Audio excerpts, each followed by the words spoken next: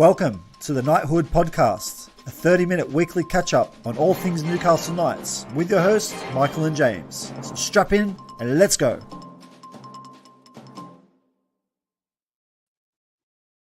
Hi James, how's it going, mate? Yeah, good, mate. Glad to be back. Would have been better if the Knights got up and got a win, but we'll be going through that.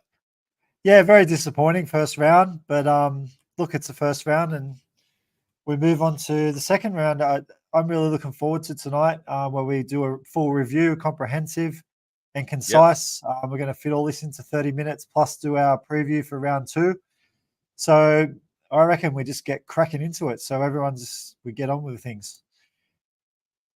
Let's go to where we should be. And we're going to do a quick overview here. So round one review. So for tonight, we're going to do a comprehensive round one review, including score and stats, press conference notes, and personal comments from James and myself. We'll run over the Knighthood Player of the Year 3-2-1 update.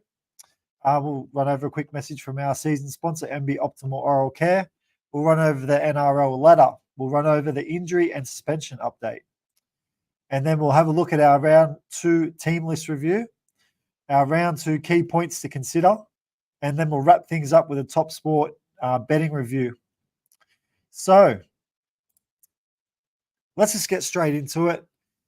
Pretty disappointing start to the year for us. In terms of the score and the key stats, obviously we went down 12-28 to the Canberra Raiders in front of 22,000 fans in Newcastle on a Thursday night. So great turnout from the fans on a school night.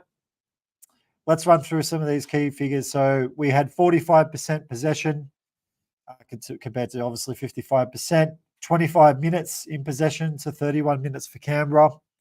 Our completion rate was 68% compared to 90% for the Raiders. Our all-run meters was 1625 in comparison to Canberra at 1667. Our kicking meters was 494 in comparison to 842. Line breaks was even at 4-all. We made 13 errors compared to Canberra 7. We had an even mix of 8 penalties, including ruck infringements inside the 10. And Hudson Young went off for 10 minutes. So we did have an advantage with 12 players there for one player there for Hudson Young with that dog hit on Kalen Ponga. And hopefully we see less of that as the year goes on. What do you got any key thoughts there on these stats, James? I mean, the stats pretty much tell the story. The Raiders, were on top of the stats across the board pretty much there, particularly possession and errors, kicking meters especially. It was a good kicking game by Jamal Fogarty. Yeah, I mean, 13 errors, completion rate of 68%. It's just not good enough to win footy games. And, the Raiders, across the board there, they were on top as far as all the stats that matter.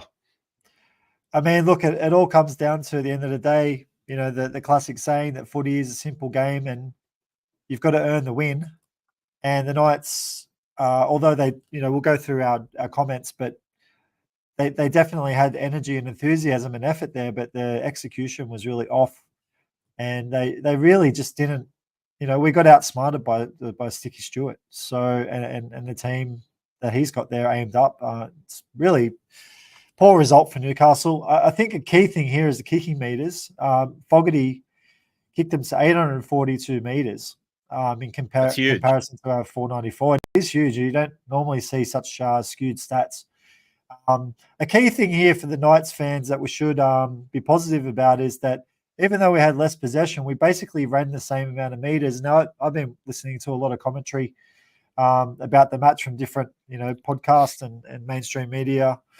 So a lot of them were, bagging the forwards and rating the Raiders pack. But I mean, ultimately, I think we actually almost outplayed them.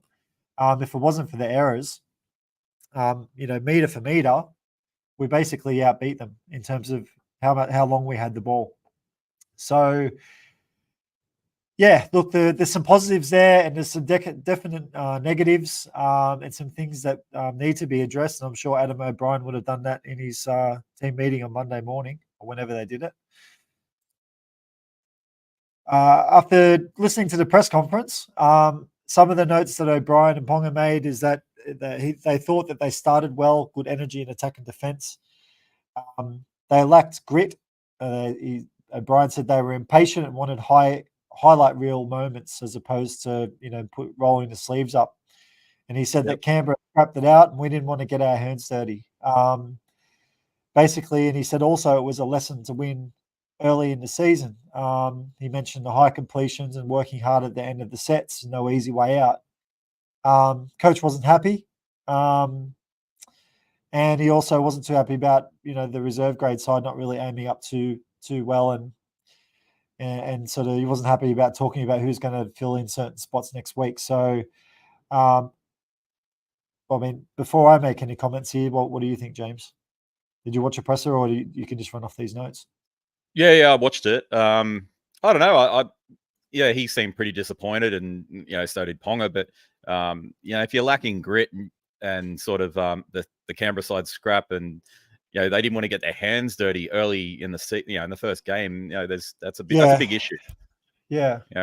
You should be up for that, and especially up in front of 22,000 home fans straight up. I actually thought they took a bit of that shoddy Melbourne game into this game. Particularly the handling errors and look, the form did we kind of put a red pen through that Melbourne trial form due to the conditions, but in reflection now, in hindsight, I think there were definitely some warning signs there for Knights fans. And look, I think you and I were we're on the Kool-Aid. We probably our expectations were high. I don't think that was unreasonable at all, and we'll go through some more things to justify that. But it was quite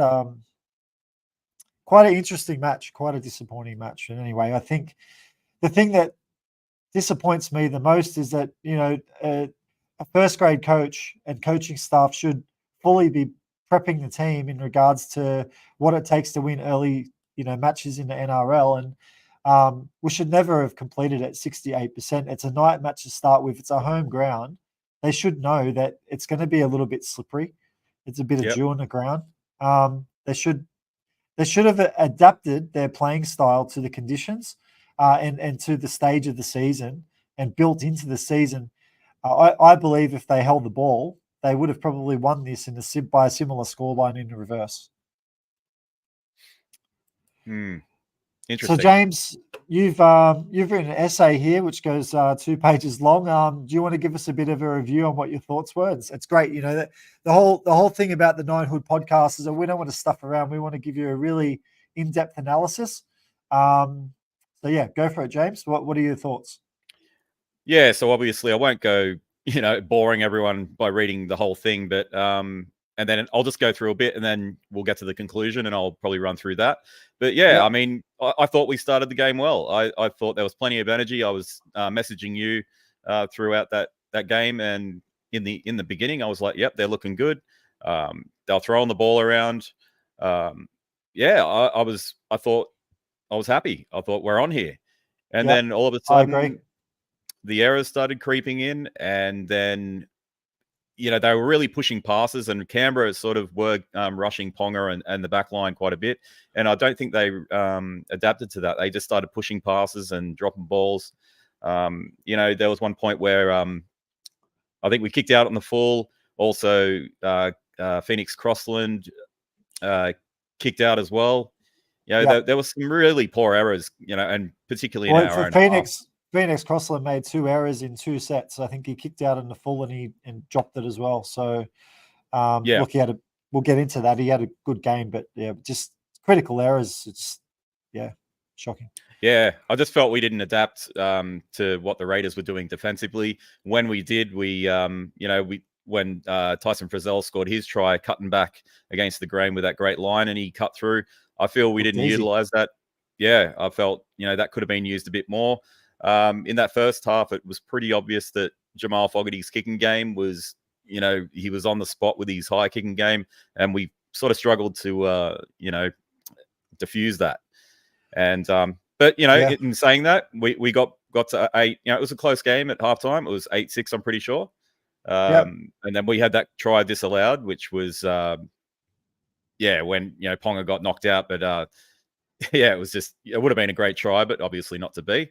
Sure. We come 12 back point out. turnaround there.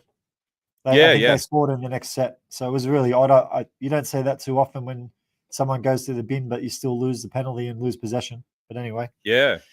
That's how it goes. They didn't defend the kick, so that's just the way it goes. Yeah, I thought we come out in the second half. We had quite a few opportunities early in that second half. Again, there was a few errors and stuff like that. And then there was the incident where the missed tackle on Danny Levi by Daniel Saifidi, which I thought was a shocker. Like it was pretty bad.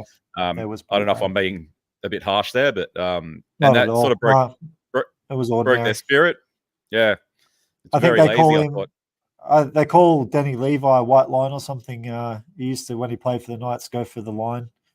From dummy half, but he used to hog it a little bit. But look, geez, he rubbed it in our face, didn't he? That was that critical try. Broke our backs. Yeah, and you got to be aware of that. You see a guy like that go in a dummy half, you got to be ready. But and I just thought from that point on, we were still in the game score on the scoreboard, but we weren't there. And we didn't look threatening at all. Jackson Hastings, scored a pretty simple try with the show and go. But again, we still didn't look in it, and the Raiders got better and better as they went on. It was as simple as that. They played well, did get better, and we got worse. I think that's a really fair point and important point you've made. Is it seemed like we got worse as the match went, and they got better. And if I've got some things here to add to that, I agree with most of that. I did think at halftime we looked the better side, and I thought we would go on with it in the second half. I thought we were entitled to. There were some reasons probably why we didn't. Tuala injuring his leg, and then Lucas. I think Lucas went to centre. Gagai went to the wing, and Kai Pearce-Paul came on, and then we lost Lucas. So then, it was a big shuffle around. That was a lot to overcome in those key positions, and that certainly didn't help us.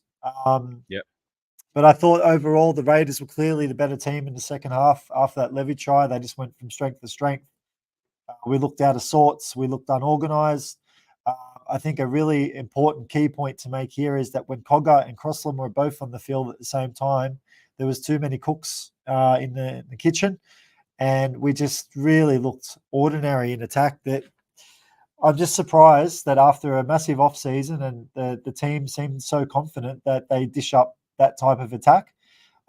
It's massive red flags and alarm bells for me. I think it didn't work. There must be a lot of confidence on the training field there with the Knights, and O'Brien's backing the players, but I just feel like the tactics and the overall way that they played and the way that they organized themselves was just really off. And it's considering that we basically had the same team as the final from last year, except for Dom Young, Lachlan Fitzgibbon, Kurt Mann, and Matt Croker. But we've had capable replacements. Our spine was still there. Maybe having Cogger in the team has added a little bit, too much spice. He's clearly not a 9, and absolutely. And leaving him and Cogger on the field at the same time, I think, is really. Look, it's the first round. They got to try these things. It could be a masterstroke too, because having all those guys in the field combining, and it may still work, but it certainly didn't work in the first round. And the way they went about things, wasn't great. Sticky gave us a lesson, and good on the ex-Knight players. I thought they went really well. Good on him. Even Solo, he's a monster. His hair's huge. Yeah. All right, so look, some comments that Knights fans are not going to like. Paul Gallen jumped straight onto us after the match, basically saying that the Knights won't make the 8. He got right into us. Gal. I'm going to swear here. Fuck Paul Gallen. Go back to Quinella, dickhead. Cooper Cronk, he commented that the Knights' execution was poor and it got worse as the match went on. True. Barry Tui, the The authority when it comes to news in Newcastle for the Knights predicted that in the paper in the Newcastle Herald on the day before the match, or on the day of the match, that expectations might be a bit high for the side. And he, put some comparisons of matches that we played last year. And turns out that he was, pretty spot on. Maybe, like I said before, we were on the Kool-Aid a little bit. Yeah. Willie Mason. Look, I used to really respect Maso. I managed to play a couple of games against him in the juniors. He was a massive monster back then and smashed me a couple of times. But and I like his takes and stuff. I thought he's quite smart, but he can be a bit of a dick sometimes. And obviously last year he made some pretty harsh comments around Gamble. And I listened to their podcast again last night. He actually made some good comments, basically saying that Gamble and Hastings need to be more of a threat and take more control, because what that does is it frees up Ponga, and it makes him more dangerous if there's different attacking options across the field. And I think that's something that we touched on in our season preview. I thought it was a really good point. I think this week we need to see Gamble and Hastings sort of take more control and run the side more, and obviously get to the certain spots on the field they need to get to bring Ponga into the match, which never happened pretty much at all through the whole match, which I find kind of baffling, to be frank. Like during the preseason review that we did, O'Brien was saying that the Ponga's looking great, and he's played the equivalent of 30 matches or whatever during the off season, and he's ready to rock. And yeah, look, his effort was there, but just so unorganised. And look, to wrap it up, Buzz Rothfield, the douchebag from the Telegraph, he's got some good and bad stuff to say. Everyone gets on his bad side, I think, and gets in the buzz. But he did comment that the Knights and the Titans were the most disappointing teams of the opening round. So that wraps up our review. We're going to rock straight into the Knighthood Player of the Year ladder. What did you give 3, 2, and 1 to for the match, James? Yeah, so this was tough. I mean, I found this really hard. I had to go by stats and basically my gut. I went 3 for Dane Gagai, made over 200 meters. And also the same with Greg Marzhew, 200 meters. And I went, that was for 2 points. And for 1 point, I went Tyson Frizzell. I thought he was really solid. Probably could have more hit ups. He's, he only had like 8 hit ups or something, but I thought he was pretty effective. He made 30 odd tackles, no missed tackles, which is a big one. That's why I didn't pick Phoenix in there, because he made a lot of tackles, but he had like about 7 or 8 missed tackles, so, and a few errors. So that's why I didn't have him in the 3-2-1. Yeah, that's fair enough. But I think in regards to Phoenix's missed tackles, they were a bit irrelevant, because his line speed was awesome. He was getting up, he was actually trying to whack blokes, and you're going to miss tackles doing that. But look, there's the two critical errors back to back almost left him out of my 3-2-1. But I just love his grit and his passion, and his he was on the front foot, line speed, trying to smash blokes. Maybe didn't pay off all the time, but he made 59 tackles.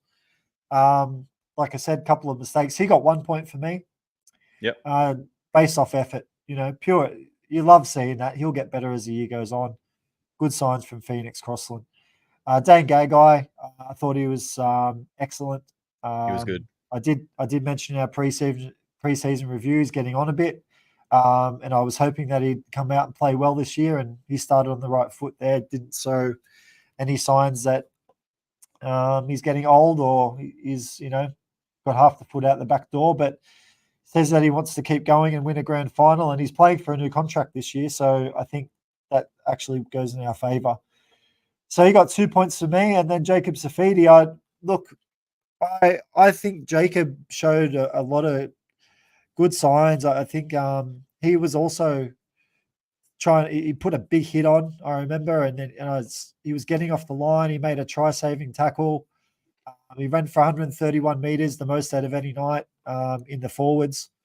I don't think any other forward ran over 100 meters. He made 32 tackles, barely missed the tackle. Just thought he was really good. So that's a good start to the season from JSAF.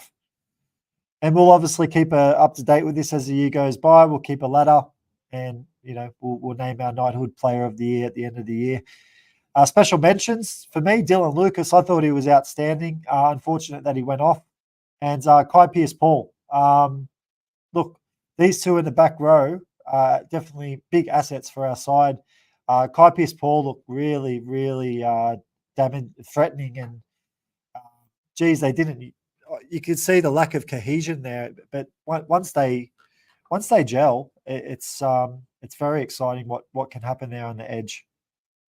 He's a very rangy looking back row, and he'll start offloading balls, and once he starts doing that, he'll be very dangerous.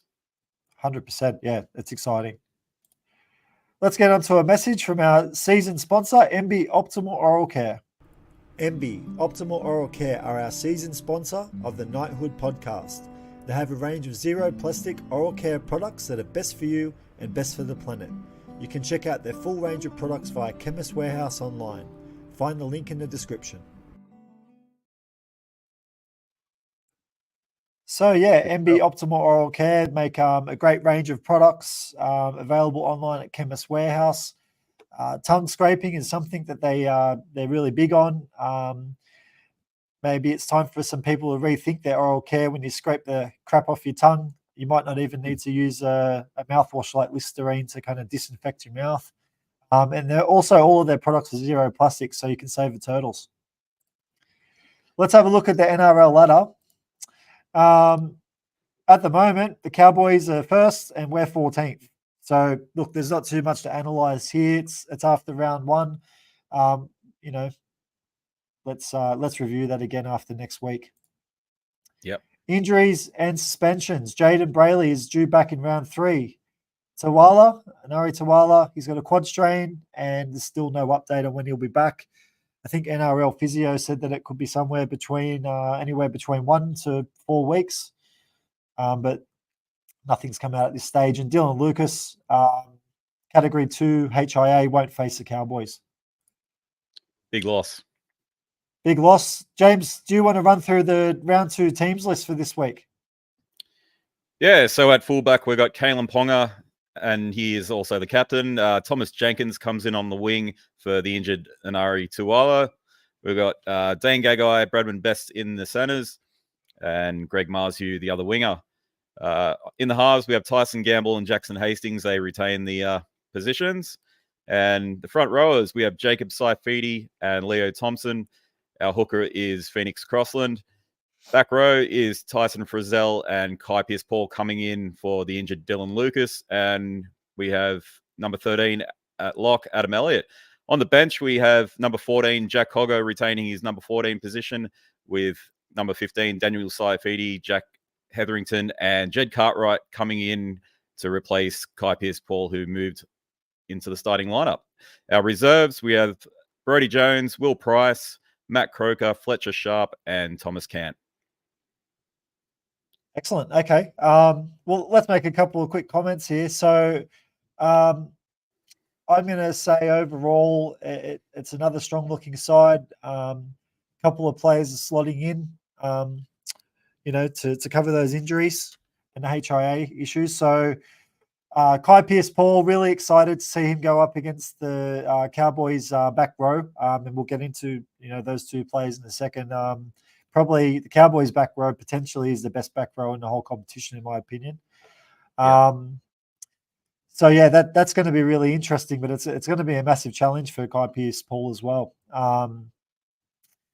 Look, Jack Cogger at 14. I wouldn't have picked him there. I think the coach needs to make harder decisions, and I hope we don't regret this call. He just look.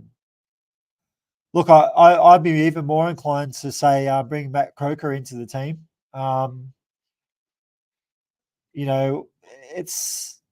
Or even Will Price.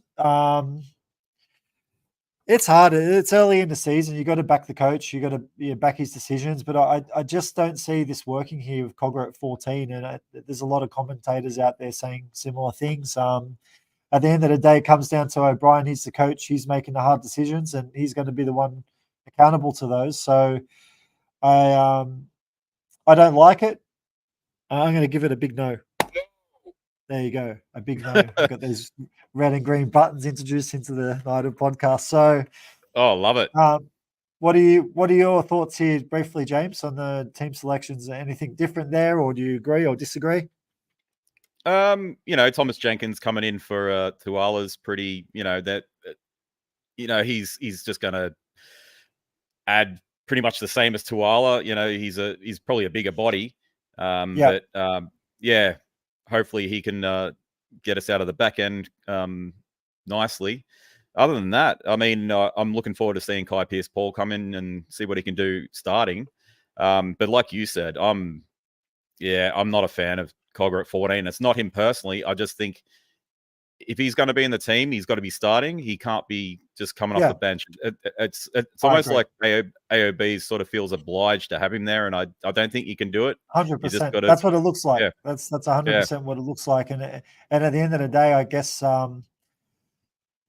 look, it's easy to be here and for us to make the hard calls, but I mean, grow a pair, make the hard calls. Like, I feel like he has made that call by putting Kai Pearce-Paul in there. So I think that's a good move. But who knows? Maybe Jed Cartwright will start the match anyway. It just looks like he's going to be there at this stage. And then, look, Jenkins, I don't think he's going to give us great carries out of the back unless they get onto him and say, listen, you've really got to pull your finger out. The trial form was average. He definitely, to me, looks like a centre. He's tall enough. He's 190 centimetres to play on the wing. So he brings a bit of height. He's a good finisher, I think. But the thing that concerns me is his carries out of the back. But look, let's have a look at the Cowboys list. Do you want to run over this one as well, James? There's some tongue twisters in here. I think I'm going to try and stitch you up. Oh, yeah. Well, I've got no chance with number 17 there. All right. So we have number 1, Scott Drinkwater. Number 2 on the wing, Kyle Felt.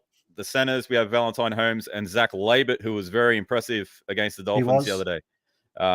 Other winger is Murray Tulagi, very good winger. Tom Didden and Chad Townsend in the half. Tom Didden was great as well on Sunday. He's a captain front row is, captain, yep. So the front row is Jordan McLean and Jason Taumalolo. Hooker is Reese Robson. The back row, Hylam Lukey and Jeremiah Nanai, with the lock being the hardworking Ruben Cotter. On the bench, we have the veteran Jake Granville, Griffin Neem, Sam McIntyre, and here we go, man. Here we go. Number 17. Kula Kefu Finapuwaki. Oh, that's not too bad. I've got no idea. I haven't even seen this guy play. And I haven't even heard his name pronounced, so I'm not even going to attempt it. But let's. I'll give you 10 out of 10 for effort there. I'm just going to say it here, mate. I'm sorry I butchered that, but yeah, I'll make sure I learn it properly. I thought it was pretty good. I would have done much worse. Tom Chester is in the 18. Thomas McCarley, 19. Semi Valley. I can't even pronounce this one. So Valame. It's Valame. There we go. It's 1-1. Jack Wadowski, 21, and Jake Clifford, the ex-Knight. Interesting inclusion there in the squad. So it's an imposing squad. It's a great team. Only you can see here the injured list. Cohen Hest is the only injured player in this squad. They towed up the Dolphins. It's a big ask to come up against the Cowboys in round 2. We don't have a good track record, and I think here's some key points that we're going to run through. So the Knights have not won a match versus the Cowboys in Queensland since 2015. The Knights performed terrible in humid conditions against the Storm in Fiji trial, so it's most likely going to be probably not as bad, but it's definitely going to be humid, and it's definitely going to be hot, and it's definitely going to be slippery. And we definitely didn't aim up last week in those dewy conditions, or against the Storm in the humid conditions. So it's not, on the form side of things, not looking too good here. I've made a note here that this is a must-win early in the season. If we're going to go down 0-2 against non-top 8 sides from last year, I think it's unacceptable if they want to be a top 4 side. It's very early to make that call, but it's a very tight competition. To make the top 4, you've got to start well. We mentioned this in our season preview, and we're against the odds here to be down 0-2. It's just it just shows you how critical that Raiders match was to win. And God, just win those games ugly. It doesn't matter if you win by a point, in extra time. Like, just get it done. Anyway, I'm just shaking my head. I can't believe a first grade side after the year they had last year and the off season they had played so poorly. So look, I'll get it. I'm not over it. You can clearly tell. Fire up. Now the question is this: can the Knights dramatically change their style of play in just 1 week? Yes or no, James? Well, I don't think they need to change their style. I think they're going to change their attitude. That's what it comes down to. There's no point changing what you've trained for in the off season. It all comes down to attitude, and I think that was a huge issue last week, and also errors. And just I think it's not about changing their style. I think it's about bringing back the grit, being gritty, being hungry, competing on every play. That's what it's about. I think to some extent their attitude and their effort was okay last week.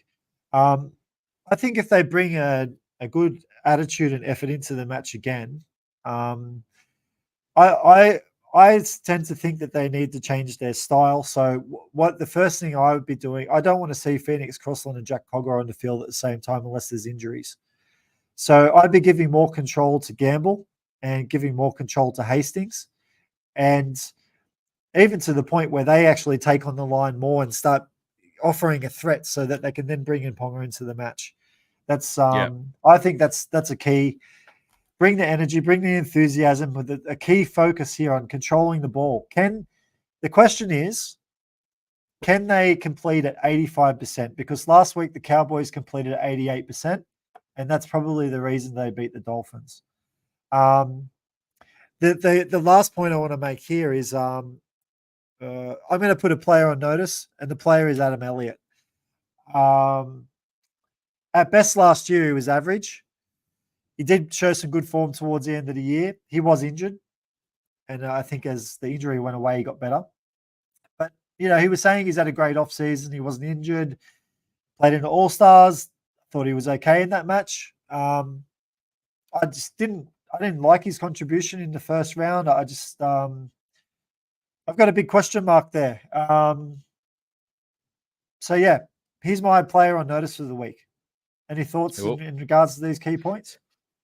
Yeah, I mean, Adam Elliott, I actually wasn't sure about whether to put him in my best team of my best 17 because I just and if you want to watch that season preview, it's still up on YouTube under the Knighthood podcast. You'll see that comprehensive review of the season. So we've had plenty of people watch it and give us good comments. So definitely have a look at that, and you can learn about all the players in the squad and get our best takes.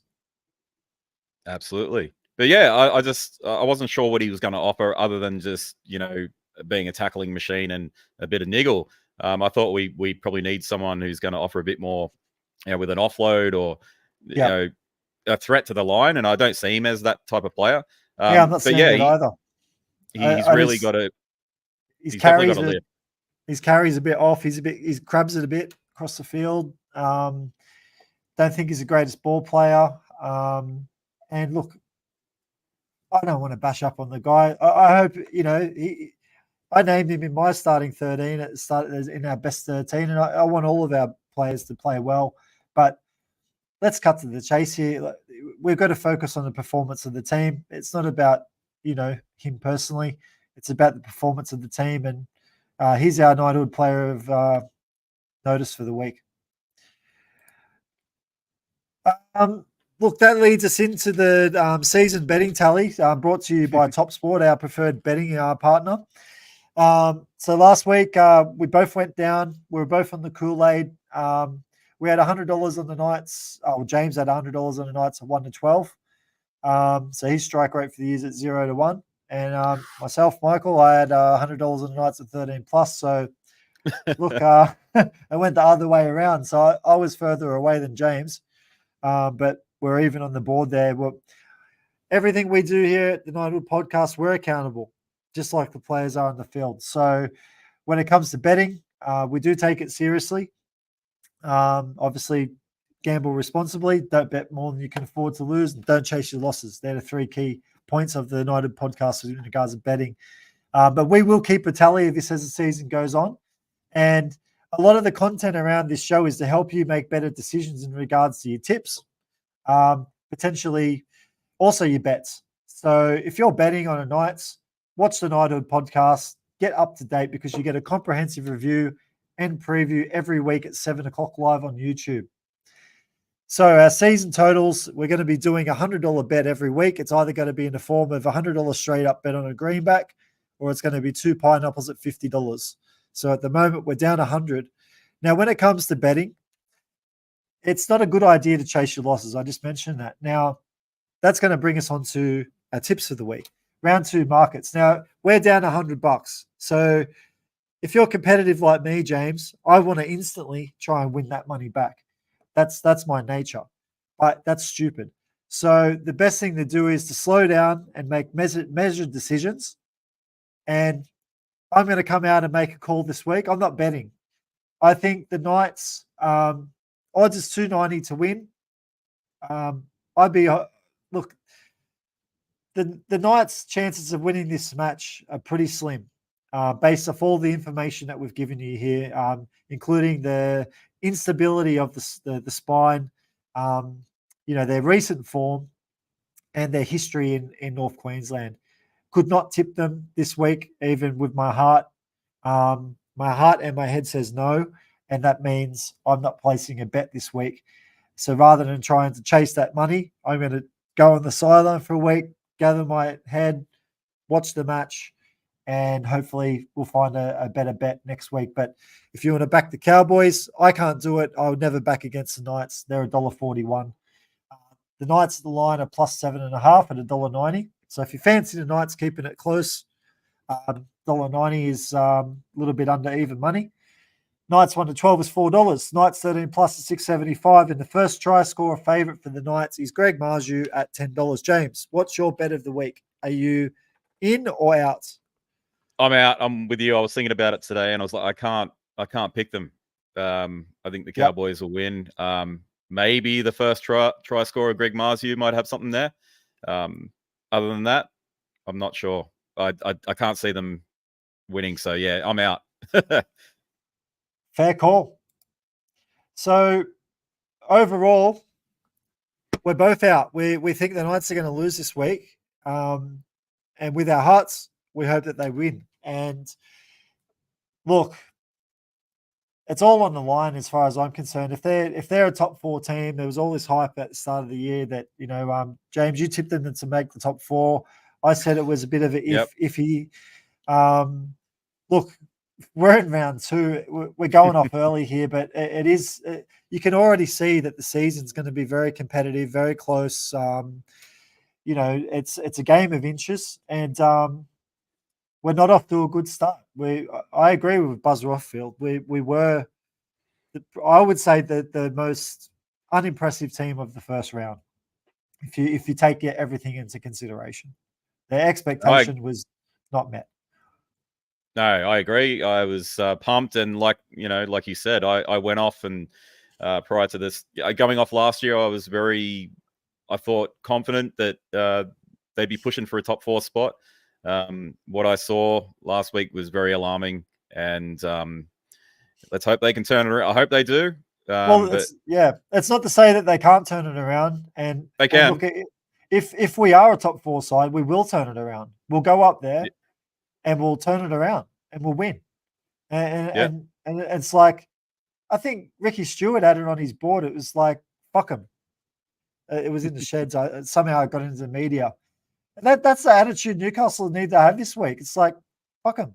Get up there and give it to them. Like, come on, let's go. There's no excuses. And look, I hope we're not sitting here next week criticizing the side and,